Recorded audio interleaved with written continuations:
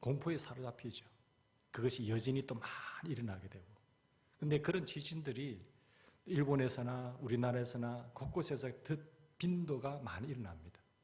또 우리는 북한을 위에 두고 핵의 위험을 안고 살잖아요.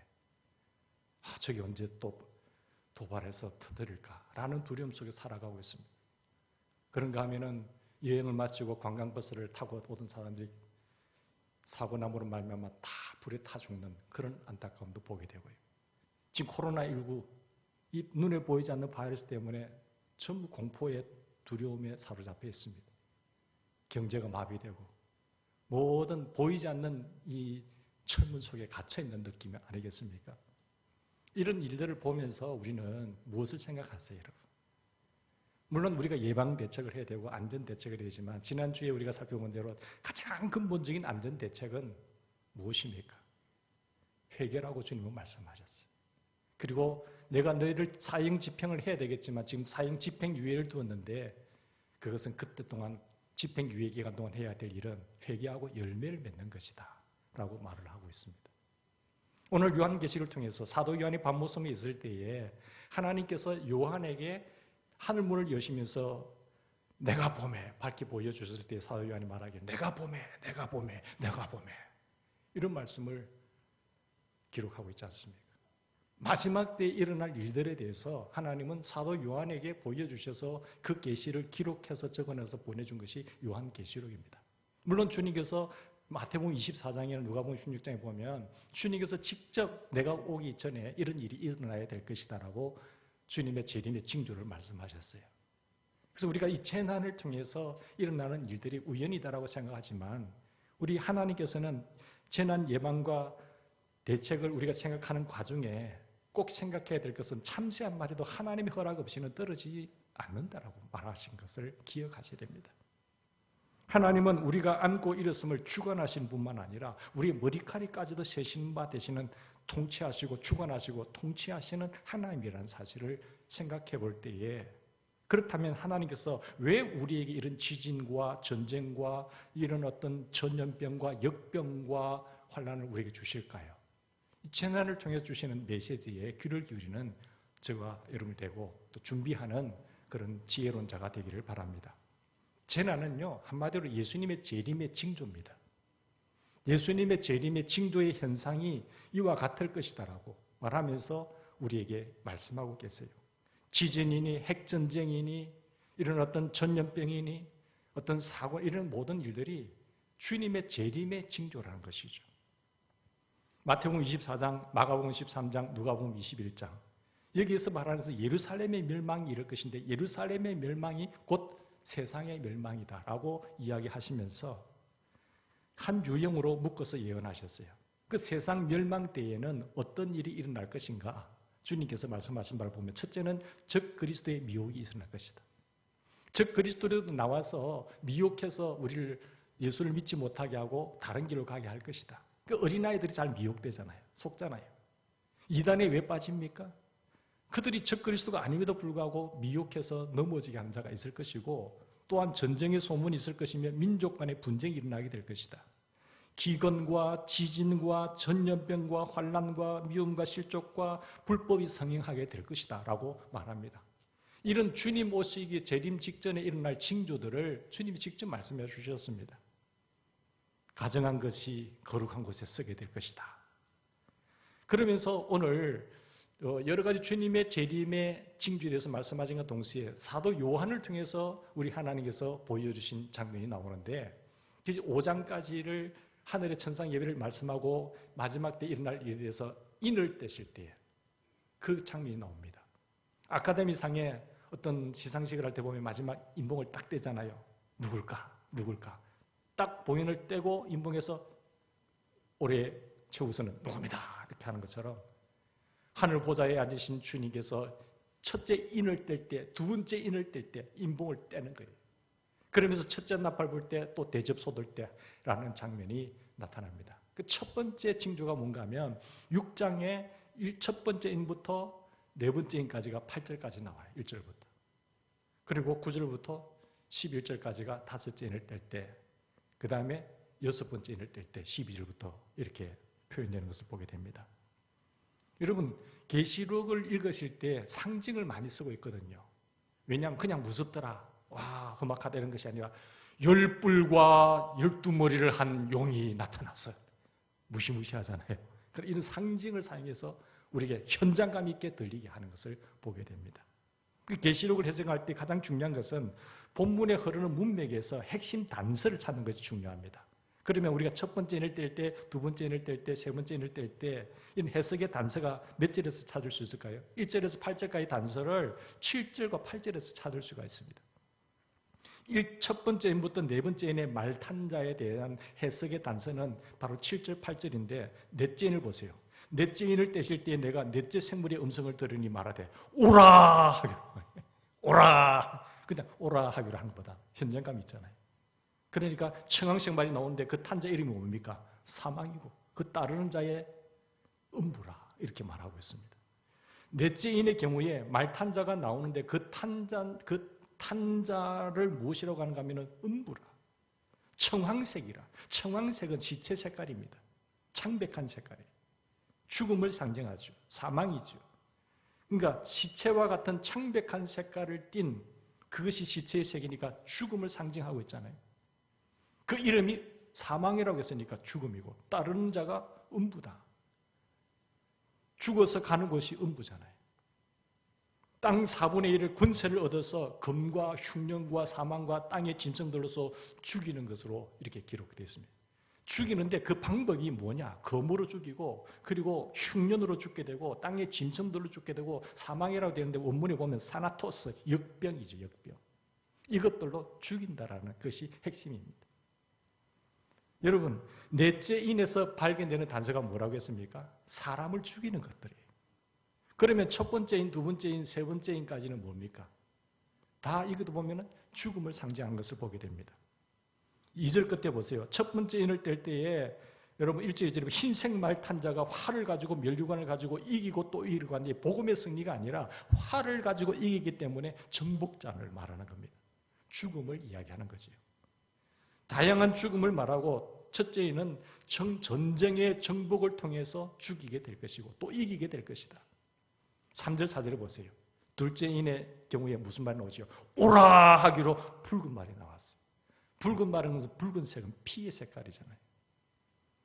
화평을 지하에 부리며 서로 죽이게 하고 또 큰 칼을 받았더라. 붉은색은 피를 상징할 때 큰 칼로 서로 죽이게 한다.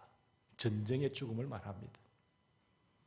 넷째 인은 다양한 죽음, 첫째는 정복을 통한 죽음이고 두 번째는요 전쟁의 죽음을 말하고 세 번째 이는 무엇을 말할까요?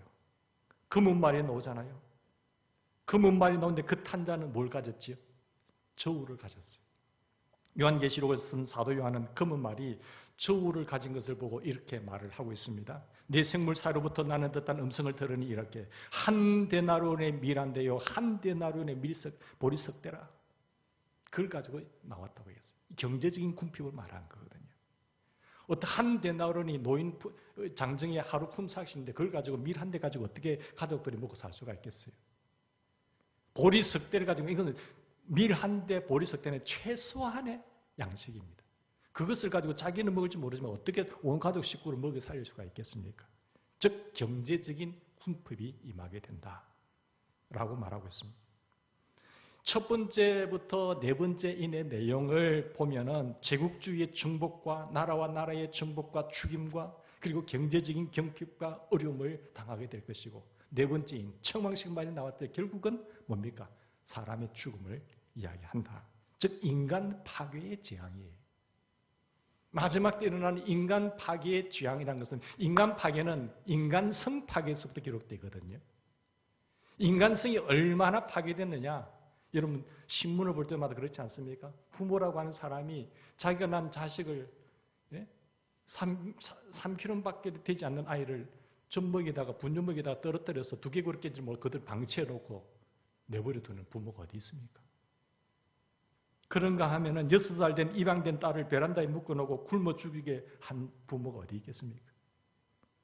인간성이 파괴될 대로 파괴돼 버리니까 자기 자식까지도 어려움 속에서 내팽개쳐 버리는 그런 아픔들을 그런 소식들을 우리는 접하는 시대입니다.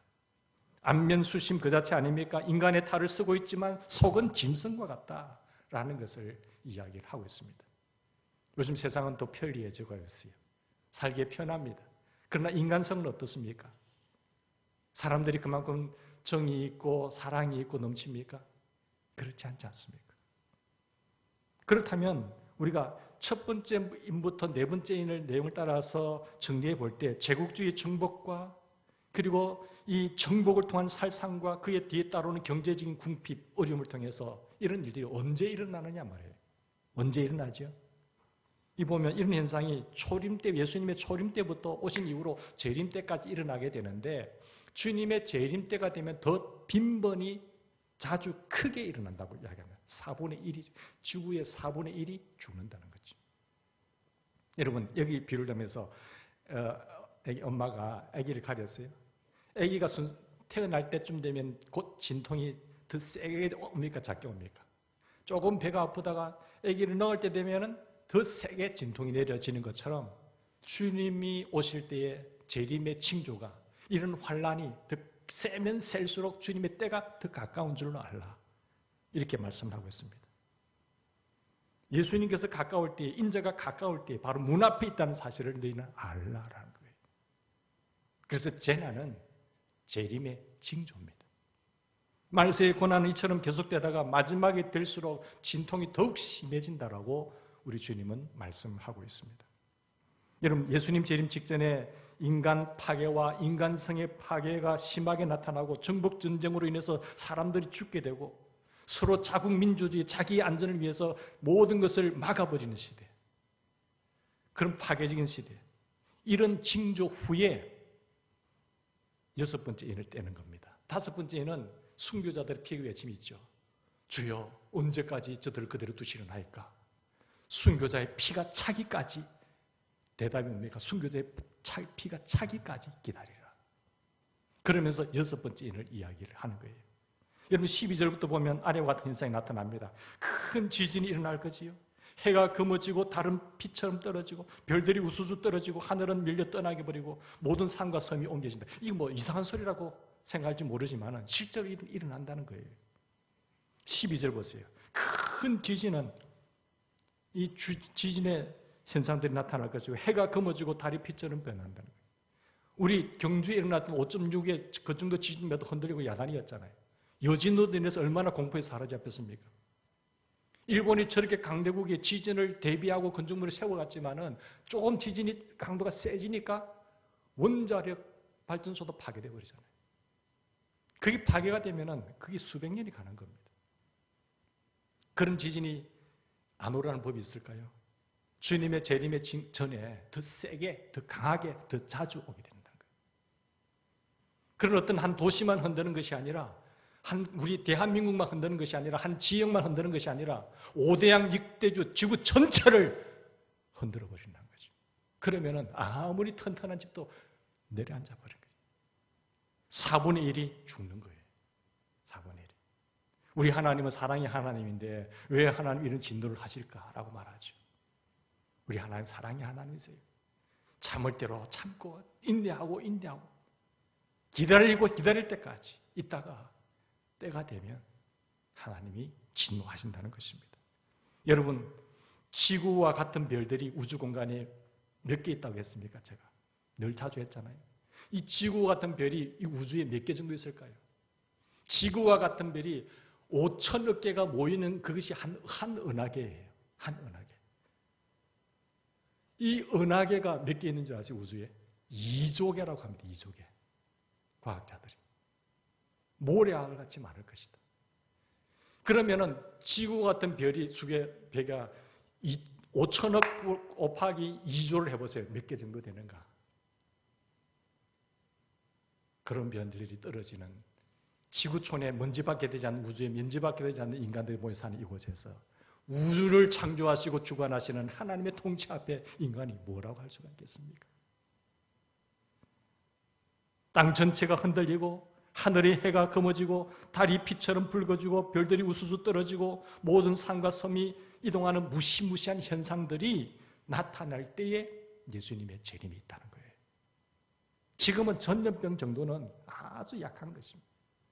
전세가 마비가 될 정도로 공항이 이 항공사들이 파산 위기에 처해 있고 모든 것들이 파멸에 있던 얼어붙는 상황 속에 있을 때 크다고 해서 우리가 유지할 수가 있겠습니까? 자, 그때의 사람들이 16절 보세요. 16절에 보시면 보좌에 앉으신 이의 얼굴과 어린 양의 진노를 보지 않습니까? 보좌에 앉으신 이는 성부 하나님이시고 거기에 어린 양은 우리의 죄 때문에 죽으셨다가 부활하신 예수 그리스도를 이야기하고 있습니다.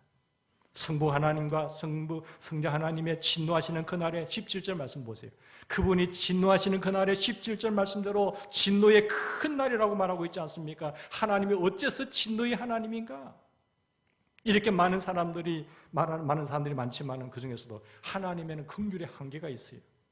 천년을 하루같이 참으시는 하나님께서 노아의 때까지, 노아의 때도 120년을 참으시다가 노아의 가족에는 다 멸했던 것처럼 오늘이라고 하는 기간에 참으시고 계시지만 언젠가 하나님은 인내의 한계를 겪으셔서 진노의 큰 날이 우리에게 온다라는 사실을 우리는 기억해야 됩니다.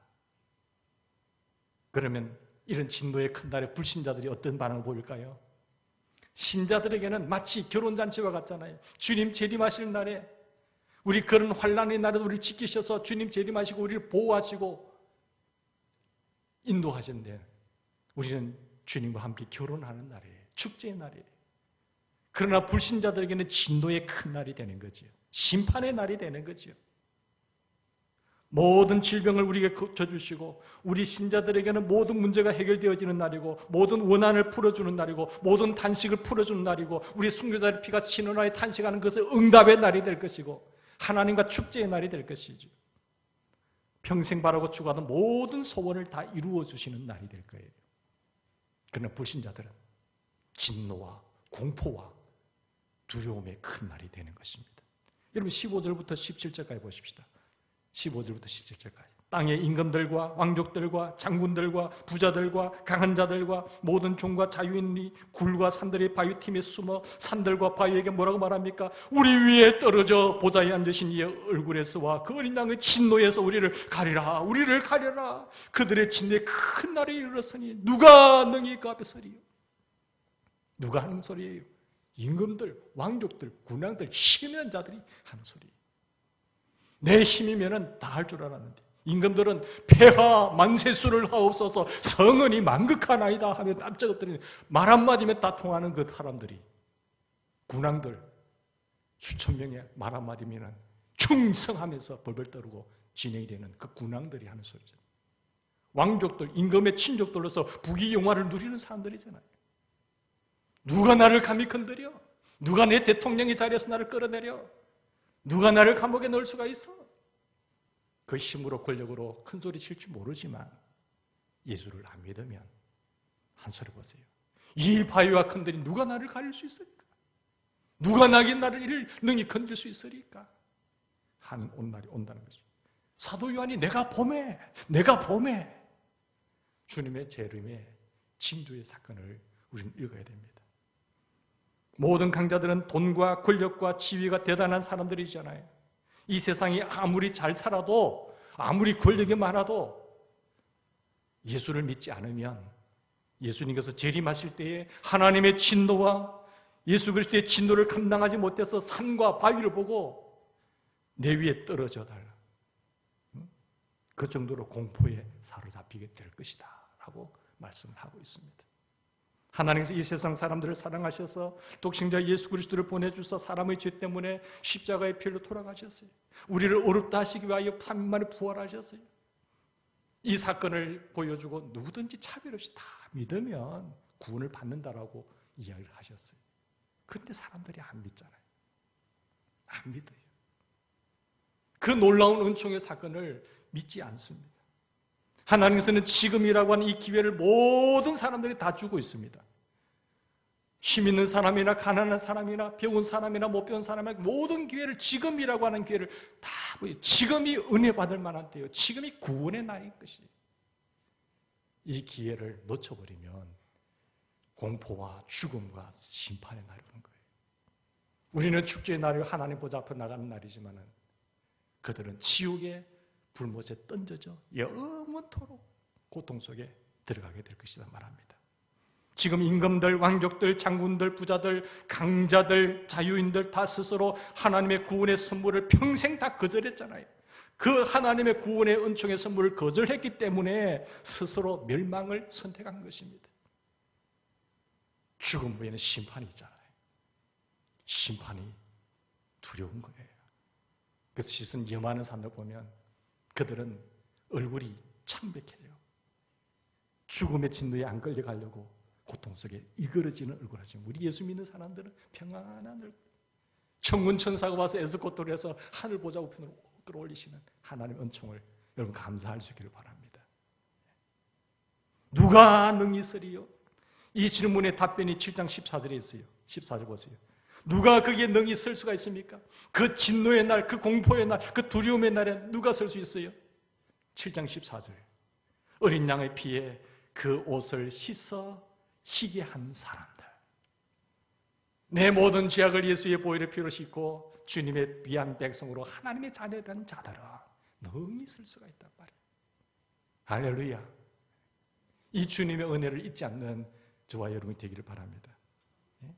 믿지 않는 그런 모든 사람들은 하나님의 지옥의 불심판에 들어가게 되지만 우리는 거기서 자유함을 얻게 된다는 거죠.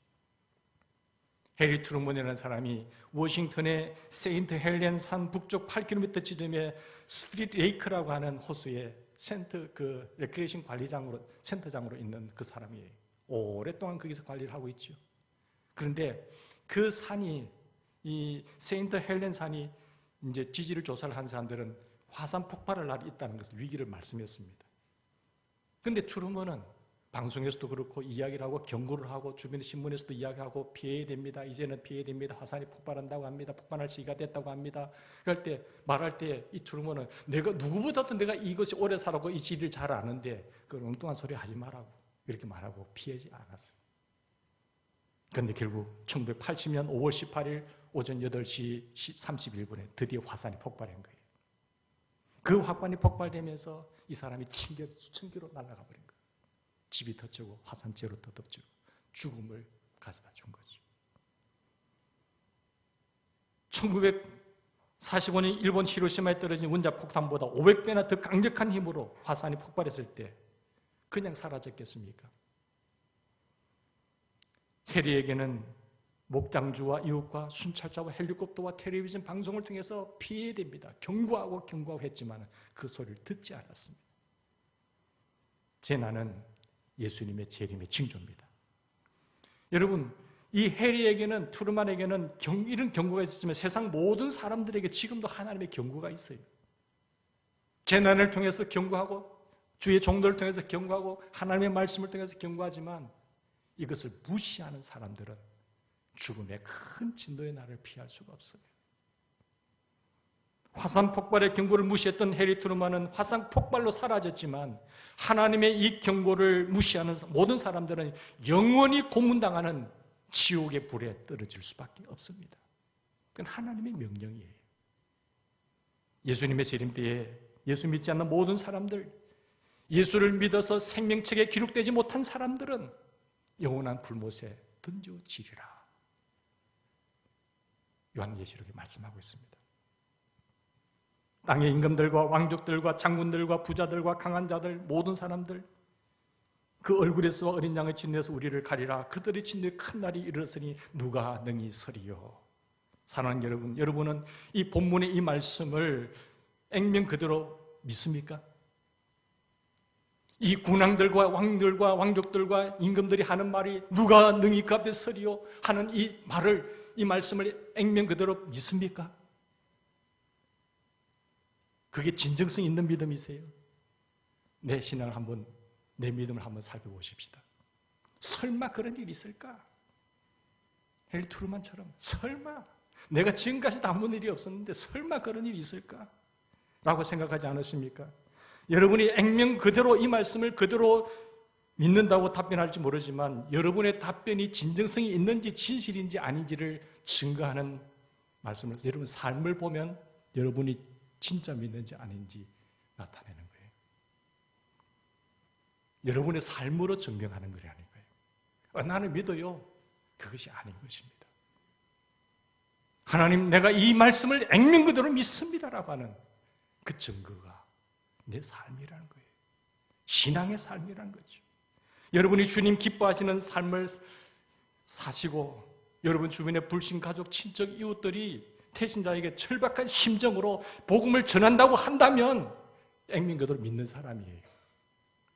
그러나 설마 우리 가정은 괜찮아.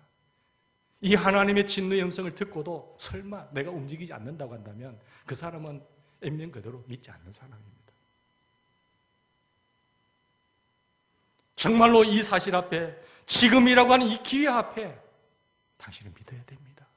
태신자를 품고 기도하고 눈물을 흘리는 사람은 정말로 믿는 사람이에요.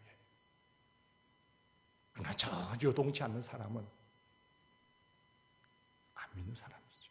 사랑하는 성도 여러분, 사랑은 늘 실천하고 살아야 되지만 당장 시급하게 해야 할 일이 무엇입니까?